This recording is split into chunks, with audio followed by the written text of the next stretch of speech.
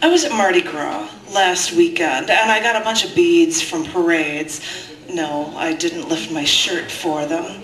And a friend of mine had a balcony on Bourbon Street, and so we were on it on a Friday night, and the swarms of people just stretched for over a mile. It was a mob, and no one could walk, and the crowd just kind of carried you through. And all of the men expected women to get naked for them for beads. And from my balcony, I could see every few minutes a series of flash pops, couples with a roar from the crowd. So I knew that a woman somewhere lifted her shirt for the screaming masses. I refused, however, to strip for drunk strangers when I knew they all expected me to, being on a balcony and all. So men would look up at me and stretch out their arms, looking up inquisitively as if to ask whether or not they could have some beads from me or if I would just strip. And since I wasn't stripping and I had plenty of beads, I decided to turn the tables and see if men would accept the same conditions they asked of these women. When they looked up at me for something, I would say, "Drop your pants!" And they would look up at me, confused, because the women are supposed to be the ones doing the stripping. But in general, I got two responses from the men.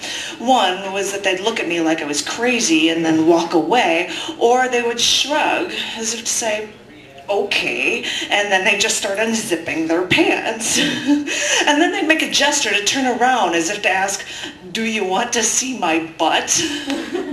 And I would yell, "The front!" And so then they would say, "Okay," and they just start going and working at their pants, and they drop their pants and their underwear to their knees, and then they start moving their hips, which I never asked for, by the way. So over the course of the evening, I managed to get at least 20 men to strip like this for me, and I was amazed that there was this society, this microcosm of society that allowed this kind of debauchery in the streets, a sort of prostitution for plastic beads form of capitalism.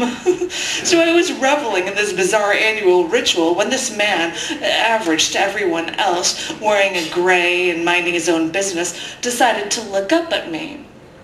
So I asked him to drop his pants, and instead of disgustedly leaving or unwillingly obliging, he crossed both hands in front of his chest and looked up at me as if to ask, "You want me to do what? You naughty, naughty girl." And he smiled and looked up at me, and it occurred to me that I finally found someone in this massive crowd that thinks the way I do. And now, New Orleans has a population, from what I hear, of about 1 million, but during Mardi Gras there are like 9 or 10 million people there, and all I could think was that of all these people here, I finally found someone who wouldn't blindly do what I asked, but at the same time wouldn't think I was crazy for asking. Of course, as I looked at him, I also happened to think that he was stunning. By far the best looking man I had seen there all night, that entire time. He looked like he had style, he had self-confidence, but then again, I'm nearsighted and was on a balcony drunk in New Orleans on Mardi Gras. So we hit an impasse when he wouldn't strip and neither would I, so his attention was eventually diverted to other balconies. But I noticed for the next half hour that he never left from under my balcony, and every once in a while he would turn around and look up at me. Oh boy, I was thinking the entire time, I knew this is no way to start a relationship. Hell, I'm sure the guy lives nowhere near me, and we probably haven't even had a real actual conversation together, but he's damn near perfect. And all these times, all these people were screaming and partying at Mardi Gras, and he would still occasionally turn around and make sure that I was still there. And finally, he looked at me, signaling that he had to move on with his friends, so I held up my index finger to make him wait, and then I threw a bunch of beads at him. A part of me threw him because he was a good sport, putting up with my taunting and not giving in.